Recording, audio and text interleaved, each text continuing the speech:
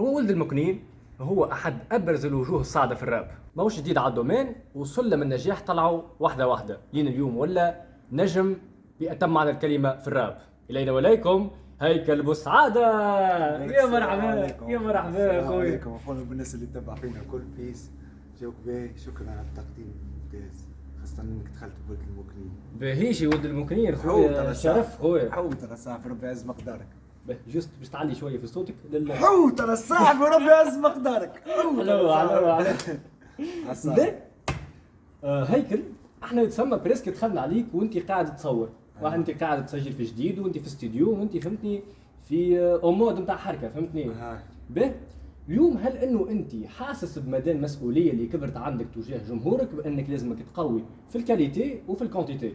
من البارح حاسس مش من اليوم، انا من قبل حاسس لي مسؤولية كبيرة ولا بأس الحمد لله. انا قاعدين نحاولوا باش ديما نطوروا ما خير، نكونوا مسؤولين عن المساجات اللي نوصلوا فيهم على كل كلمة تخرج من فمنا. لا بأس الحمد لله، لا بأس. هيك نجم نقولوا انه الراب نتاعك ملتزم نوعا ما، لك تغني على الاجرام، لك تغني على المخدرات ولا على الحرقه، انت تغني على حياتك وعلى روتينك اليومي.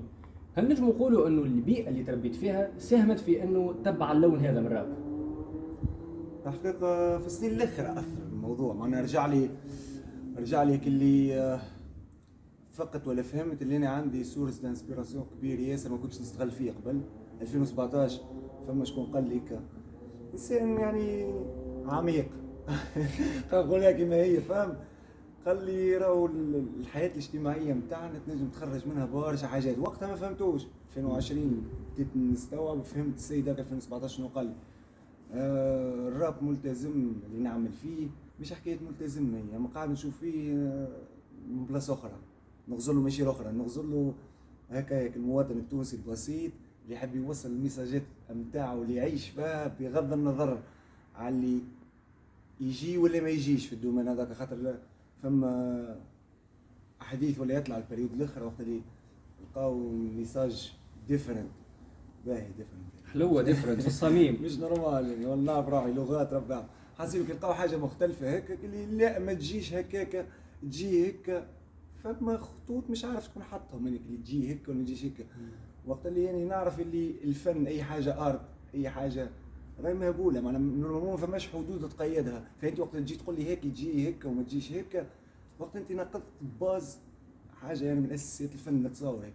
انا حسب صحيح، هو الفن اصله هبال واصله هبله. صحيح، ما تجيش تقيده انت تقول لي هذه ما تجيش هيك وتجي هيك معاك. وما تنجمش تعمل حاجه جديده وقت اللي انت تتبع في القديم. صحيح. ما تنجمش كيف باش تخلق الحاجه جديده. صحيح. وانت تتبع في القوالب نتاع القدم. فما واصلا اللي يقولها لك ما تجيش عاده ماهوش رابور ولا ماهوش فنان ولا هكاك. والله اليوم ولات الناس كل تفتي رابرات وارتيستوات وكلها راب كلها تفتي يعني. فهم خاصة اللي يفوت 5 سنين، المفروض في 5 سنين تنحلوا شو اسمه هذيك كنون تاع تتنحى حسين يولي سيد هو اللي عنده ما يقول. خلينا صح باهي. هيك انت قبل ما تولي ضارب في الراب كنت عامل مازلت مش ضارب كل شيء. لا خويا ضارب، ما دامك وصلت لهوني ضارب الحمد لله.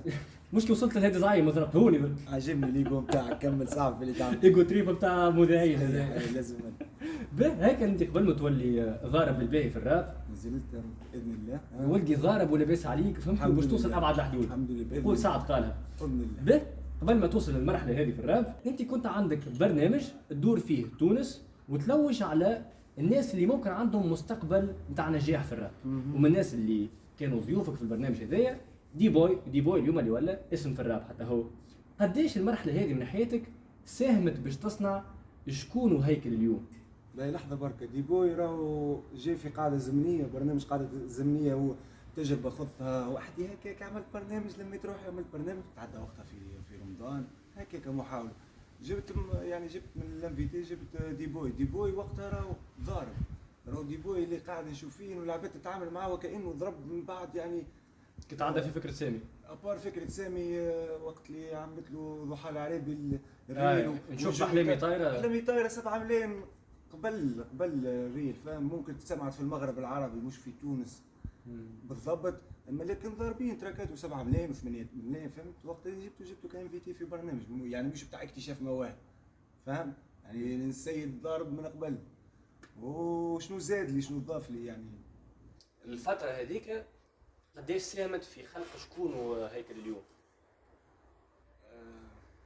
مش برشا مش برشا. علاش؟ خاطر أنا حكايتي طويله، حكايتي طويله برشا. معناها هذيك باش نحكي على الحاجات اللي كونت شخصيتي ولا ساهمت في تكوين شخصيتي. نحكي لك على السوق، باش نحكي لك على السفر، سواء صفر في فلاحه ولا صفر في كونترا. باش نحكي لك على العباد اللي نخدم معاه في السوق، اللي عشت معاه وكبرت معاه.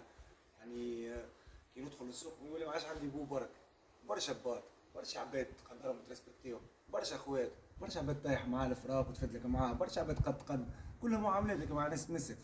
فكمش نحطوا يعني البريود اللي خرجت فيها في الشارع نحط 10% مستني العباد هذيك اللي خرجت وتقابلت معاها وسمعتها الدنيا. انت تو جبت لي فكره تاع سؤال انا ما كنتش مبرمج. دي بوي هو بيدو حكايه قال انا عندي اغنيات جايبين 10 ملايين فيو 20 مليون فيو على يوتيوب ما عنديش حق قهوه. ساعه نحكي انا وياك قلت لي راني صحيح رابور اما راني مازلت نخدم في النصبه، راني مازلت نفس الانسان هذاك، راني حتى كي تجي باش نكتب اغنيه راني نكمل نخدم على روحي في النصبه مع بعضه ومن بعد نبدا نكتب الاغنيه. معناها الراب اليوم ما يوصلش الا ما يوصل الا قليله معناها من الرابرات. يجي اقول لك حاجه، ما فما حتى مشروع في العالم، خلينا نقولوا مشروع، ما حتى بروجي باش تدخل فيه راك باش تدخل فلوس من الاول، باش تخمم باش تدخل فلوس من الاول راك باش تخسر، ماكش باش فاهم باش نحكي لك. والا باش تولي عطيك تبيع باش تدخل فلوس، يولي حتى على حساب روحك، على حساب مبادئك وعلى حساب افكارك وعلى حساب فاهم باش نحكي لك. فاذا باش تخلي البيوت بتاعك فلوس. هو اصلا انت الفن نتاعك ماهوش كوميرسيال، اصلا عندك رساله تحب توصلها، حتى المواضيع اللي تحكي فيهم ما همش كوميرسيال، تحب توصل رؤيتك، شخصيتك، روتينك، الناس يعرفوك انت شكون. قاعد نحاول نزقلم الموضوع شويه ونوصل افكاري ومبادئي على تراكات كوميرسيال في نفس الوقت. صحة روقع بالعكس هذه ذكاء اللي لازم يكون. انا قاعدين نحاولوا صعيبه زاد كمان منك. هو اذكى حاجه كوميرسيال ممكن كفكره الكوميرسيال يتعارض مع الامور الجديه.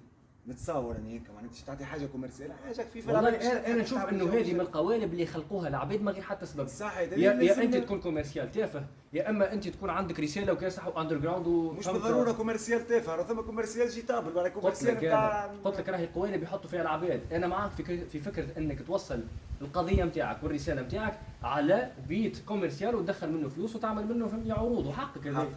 حوت على صح مالي بلاستيك والله حوت مريقل خويا. هيك انت بديت من عام 2012 2013 هكاك اخر 2011. اول تراك تصب في 2011 كي هبط في 2012 هبط يعني في جانفي.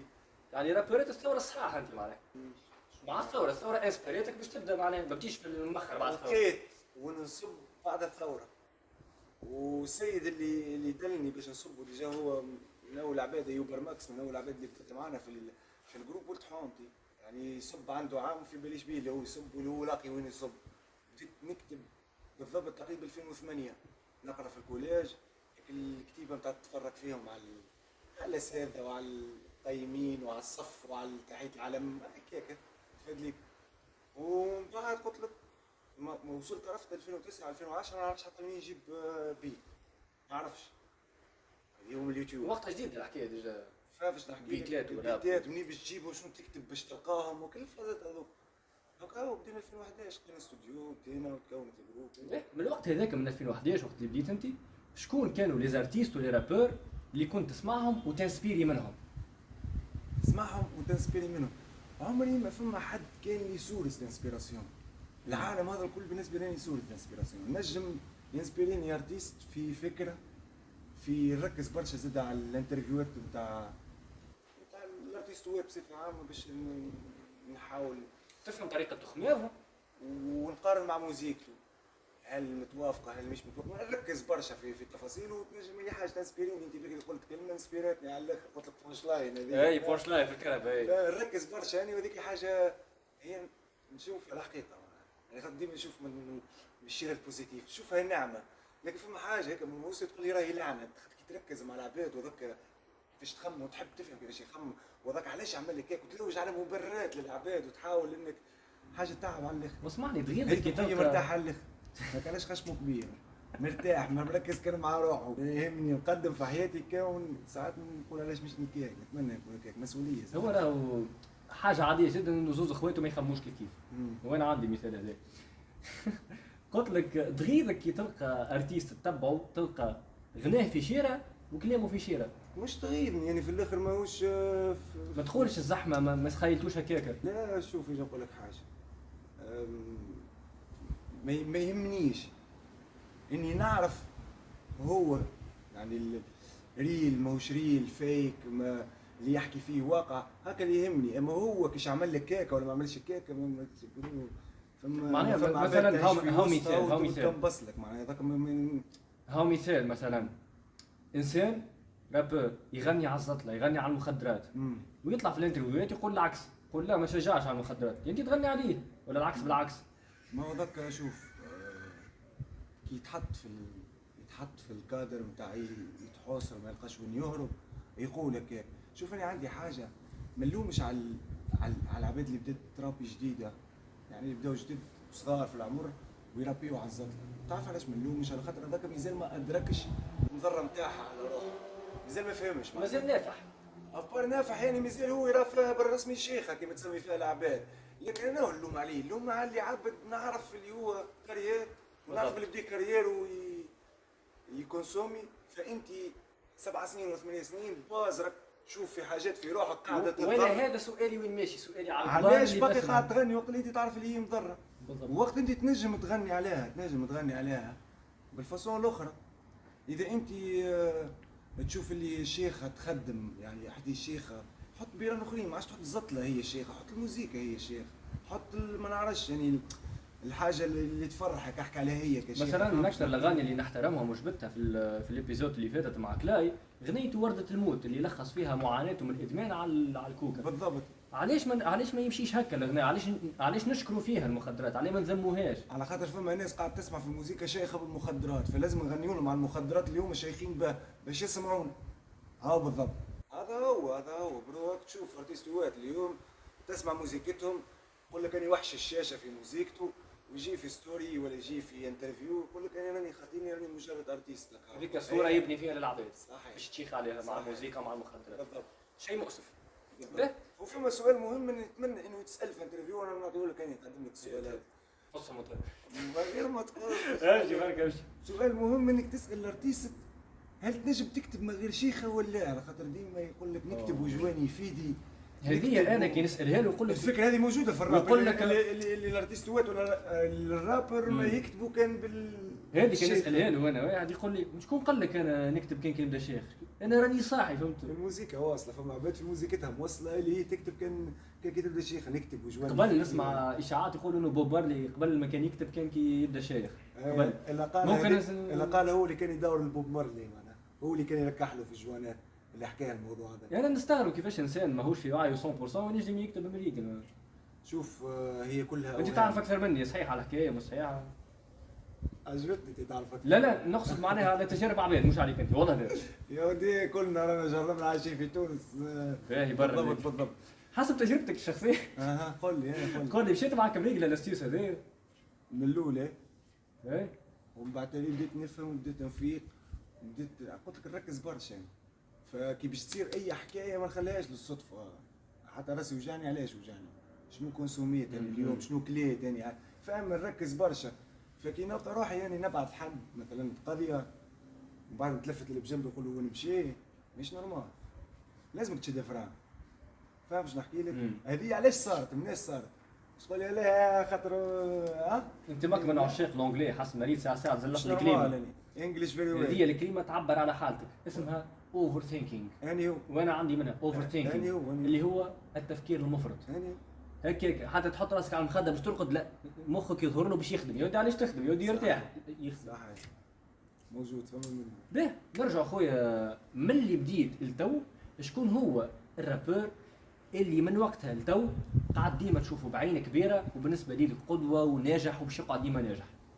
لا قدوتي كان النبي عليه الصلاه والسلام. معاك في هذا خويا نحكيو على الرابورات. شكون اللي من وقتها لتو تشوفه ناجح واسم كبير وتقدروا برشا؟ حاجه من انك تشوفه قدوه من انك تشوفه ناجح به. قدوه في الراب يعني اسم كبير تحب تمشي على خطاه على نجاح وتولي بنفس الشهره اكثر. هذا هو معناها مش قدوه بتاع. صحيح فهمت. خونا ما نكذبش عليك فما البلطي تنجم تشوفه كان بعين كبيره اللي عملوا بالرسمي خاطر تعداو عليه برشا حكايات. القلب الروحي نتاع رابورات جدد الكارير نتاعو يتحدث عليه. شوف اي انسان ناجح للدرجه هيك او الاجيال اللي لحقه في جرته مو تكون تخمم انها تحب تعمل اكثر من هيك. تنجم تعمل اكثر من كيك مادام هو من حد شيء تسمع يعني كيفاش تغرم بالراب وكيفاش بدي الراب وكيفاش عرف الراب وشنو تعدى به من الراب وقبل الثوره كيفاش كان يعيش، شنو الظروف اللي عاش فيها الارتيست، وبعد الثوره كيفاش تقلب عليه الطرح كيفاش ولا يعيش وخرج من هذا الكل ونجح ومن نجاح لنجاح. ما ينجم يكون كان حاجه ريسبكت على الاخر فاهم. وانا فما حاجه قاعد قلقني اليوم اللي نشوف في بعض الانترفيوهات يقارنوا في ناس بالبلدي مثلا، اللي هي حاجه غالطه على الاخر. اللي تجي تحكي لي على اللي يجي واللي ما يجيش في الموسيقى اللي هي فن نورمالمون نعمل اللي نحب عليه هاني. اليوم عباد ولا تخلص في حياته تقول لك هذاك ارت وتقول لك هذاك فن، قال لهم حد هذاك ما يجيش، يجي انت الموسيقى انت باش نحب نخدمها يقول لك لا لان التقسيم لازم تقسم لكبار وسيسبار وكذا. وبعدين يجي نلقاك انت تقارن ما بين ارتيست من عام 2000 يرابي وعامل كارير ما نعرف شنو، بارتيستوات طالعه 3 سنين و4 سنين التالي. عباد ولا تحسب فيها نوامر اللي ما تجي جمله مش من نفس ليبوك عباد. فاش نحكي لك معناها فما حاجه تقلق. النجاح ماهوش نوامر، ماهوش نتاع عام واثنين وثلاثه، نحكيو على بلدي نحكيو على ما نكذبوش النجاح نوامر. ماهوش نوامر نتاع عام واثنين، راهو نحكيو على انسان ناجح، نحكيو على سنين نتاع استمراريه. بالضبط صحيح. تحكي لي على بلدي، تحكي لي على كلايم الثوره، تحكي لي على بالضبط بالضبط بالضبط بالضبط. اللي يقول راب يقول كلاشات يقول بيف، وانت باللي حبوا يكلاشيوك وباللي حبوا يبربشوك ما جاوبتش. ما تخافش انه الجمهور يقرا هذا بضعف منك؟ لا هم بداوا يقراوا فيها بضعف، هكا علاش اخترت اني ندخل في بيف. انا جايين موضوع البيف، جاوبني يعني نحكي لك انا شكون فاهم. خاطر شوف احنا الناس من اللي بدينا ما نحكيوش على رواحنا، من اللي بدينا وقت اللي اضطرينا نحكي شويه على رواحنا جات تعاير فينا ناس هاو يحكيو على رواحهم وقت اللي هما في ستوريات يحكيو على رواحهم، في قهوه يحكيو على رواحهم، في انترفيو يحكيو على رواحهم، في يوتيوب. فاهمش نحكي لك راهو الراب مبني على ليجو تريب، كما تحكيش على روحك شكون يحكي عليك معناها. يقول لك لا ما تحكيش على روحك. معنا احنا بالذات ونقول لك علاش. خاطر فما اللي يحكي على روحه بإيجو تريب وما نعرفش شنو، انا على روحه يحكي على روحه. لازم كي تحكي على روحك في حقيقه وتنجم العباد هذيك ما تراهاش الحقيقه، هيك اللي انت من تحكيها تقول له هو الحقيقه توريها له. كيفاش تحكي على روحك انت خاطرك وجعك كي حكيت على روحك. كي جيت تحكي على روحك في بلا بلا ولا مش نورمال يتقلق حد، لكن وقت اللي تحكي على روحك بالحقيقه تحط صبعك على الحقيقه فما عباد تقلق برشا. هيك انت عارف انه باش يقراوها بالنقص، كي عارف اللي الناس بداوا يقراو فيها بالنقص، علاش ما جاوبتش؟ كانت فما اسباب. العباد اللي نورمالمون كلاشيوهم كان كل واحد عنده حاجه تخليك ما تكلاشيش، ماهوش وقته. فما شكون عنده نوامر فلو كان باش تمشي تكلاشيه تبان وكانك تلوج على النوامر. فما واحد اخر راس كبير وعنده فلوس والله لا يقدر عليه، ما عندوش حتى علاقه بالموسيقى، الله يقدر عليه كان نعمل ديس تراك اللي هو فاهم كلاشيه اللي هو، مع انه عفس في الطبع على الاخر. مش هاك لين قابلت وجي اللي عليه العين معناها اللي هو فيه الشروط كامل الشروط، يجي اللي كامل الشروط تصيبه. هيكل عمره ما جاوب على حتى كلاش الا كلاش واحد من عند باد بوي اللي مازال كي صار ومازالت الدنيا سخونه عليه. شنو اللي يخليك تنحي الماسك وتقول وقيد يشوف الوجه الاخر؟ قلت لك بشرجي برشا من الفازات صارت عباد سبت لك عباد عفست في الطبعه من جيرتك انت، عباد عدات حدودها تحب تجاوب وفي نفس الوقت لكن اللي فما حاجات ما تقابلش حتى كي تتكلم باش تدافع على روحك العباد ما ترحمكش. فاهم باش نحكي لك؟ فلين هذيك هي معناها لين جيت باد بوي انسان كاسح بشهاده الجميع، مش يقولوا هاو حتى على طفل صغير ولا ما عندوش لا انسان كاسح بشهاده الجميع ومش يعمل في نوامر. يعني مش باش يقولوا منافسه متكافئه صحيح، مش يقولوا لا حط عليه على خاطر نوامر ولا حط عليه خاطر صغير ما يعرفش يربي، لا حطيت مع انسان كاسح قد بشهاده الجميع وهذاك هو. وعلاش بدا البيف هذا؟ شنو هي حكايته البيف هذا؟ البيف هذا نقول لك بدي من جرة المشاكل القديمه اللي صارت. انا وكزوز اخواتي اللي رياكتيهم تاع ضحكه ماركه ضحكه وصوره قصير يعني اللي نجم يجي يفحج ويتعدى فاهم، تدز فاستك تعمل فاستك وتتعدى ما زيرو قلق ما فما حد شيء فاهم. فتواصلت من غادي العمليه جت رياكسيون، هي الفازه صارت رياكسيون على البيت بوي حلو. فما فازات في الكليب هيثم خويا ما يرشفهاش جمله يعني كيما شنو قال هيثم في الفيديو هذاك؟ مثلا فما بلاك نتاع ستوب وهو واقف عليها البيت بوي في كادر ومعها طفله فيجيرون جايبها معاه عاطيه بالظهر. شنو محلها من العرب؟ قالوا 2024 طفله في كليب عاطيه بالظهر، شنو الاضافه؟ فهمت؟ ذي حاجه تغشش منها. والحاجه اللي تغشش منها اكثر ممكن فصل اللحيه. قالوك حسيتك بلاش لحيه، حسيتك كانك انيماتور ولا تخدم في حاجه. ما انا بعرفتك اللي يفصص فيهم. تنجم تقول فدل كماستر، تنجم تقول يفدلك، تنجم تقول يتموسط، تنجم تقول اللي تحب، الا انها تكون حاجه تستحق ان تحل عليها بيف. خاطر الراب التونسي راه مش ناقص فضايح. هو قبل باد بوي دز فازه ولا قال كلام؟ لا بالعكس، هو حتى قبل ما يهبط التراك نتاعو هذاك السكويك، قبل ما يهبط التراك نتاعو هبط ستوري قال معناها رانيش نهبط التراك نتلاشي فيه في برشا رابر فرنسية. ما مش كيما تحب. حسيت مش متصافي انا وياه من داخل فرنسية وفرنسا كل. المفيد قال لو راني كتعيش زوز اسطورة لك زوز خوات اللي رياكتيو فاهم، وراني نحبهم بكل حب هكا. واستنينا التراك سمعنا الحقيقة. فما حب ولا ما فماش في زوز اسطوره؟ هو هذاك هو معنى الكولتير نتاع الراب، انه فما تقشتيل وفما الضحكة فما تقشتيل يتعدى وفما لا. هذا يتعدى ولا زوز اسطوره من سافا ولا يتعدى الى حد الان مريقلي يتعدى. دخلت عباد اخرى على الخط ما كنتش باش نجاوب فاهم شو. حتى قبل ما نعمل رياكسيون هي بضحكه واخدين ما كنتش نجاوب. فما شكون معناها فما خاطر اليوتيوب راهو كيما تلقى في ناس قاعده تخدم بجديه سواء تعمل في نوامر ولا ماهيش تعمل في نوامر.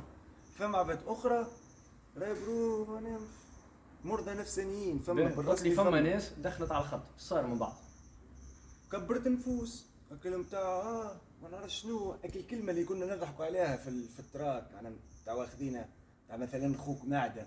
يا برو شنو هي معناها خوك معده يعني يفدك تسمع اش قال له خوك معده مشى فيه لحظه عاد تفوز عاد مش تفوز عاد عليك اللوج يعني فهمش نحكي لك عليك اللوج. 12 عام من رابي 4 سنين نظفت الموسيقى 4 سنين 2020 ديجا تدخل يوتيوب تلقى من 2020 الاخر الكل من 2012 اول تراك هبط حتى 2020 مسكرين.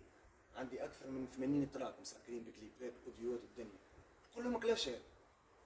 كيما نلقى شكون كلاشي كنت نكلاشي في روحي العباد ما تعرفش. مشيت من الاكستريم للاكستريم. صحيح صحيح. هما كانت ديما تقول لي ناقص كلام زيت وتنجح. كي نحيت كلام زيت نجح. هذوما يحبوا يرجعوك لتاني. هاوني خويا قشتلت من غير كلام زايد. هاوني مشيت في العباد في اللي حاجتي باش لو غلطت معايا من غير كلام زايد. قالوا ما تجيش بالبيف قالوا ما تجيش.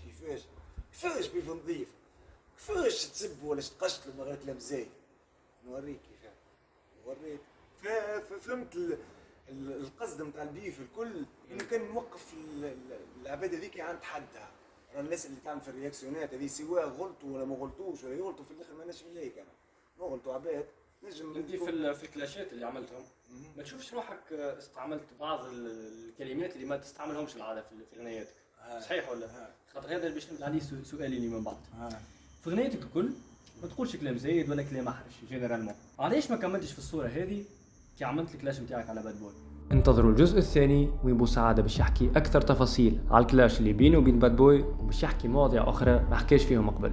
انا سعد بتاع من الغدوه واش راه صار ما يكونش تستناو الجمعه كامله باش تهبط البارتو. اذا كان بارت 1 هبطت بالسبت فانه البارتو باش تهبط بالاربعاء يعني بلاصه تستناو جمعه كامله باش تستناو 4 ايام 3 ايام ستار جمعه. وكان نهار طويل صدقوني. سافرنا المستير عملت فيديو مع الامريكان اللي باش يهبط على قريب. روحنا ماخر ما ارتحت طول مشيت صورت. ف باش تقدر المجهود هذايا اعمل لايك وسبسكرايب خدم نقوز وبارتاج الفيديو. طوب الرسمي see you in the next video et à bientôt.